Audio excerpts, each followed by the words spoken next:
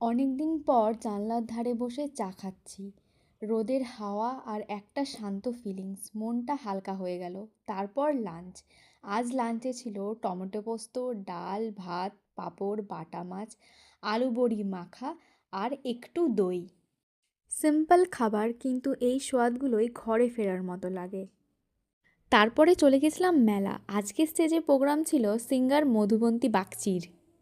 বিকেলের আলো আর মেলার ভিড়, গানটা শুরু হতেই পুরো এনভায়রনমেন্টটা আলাদা হয়ে গেল। লাইভ গান, লোকজনের চেয়ার, মনটা অন্য একটা আলাদা মুডে চলে গেল।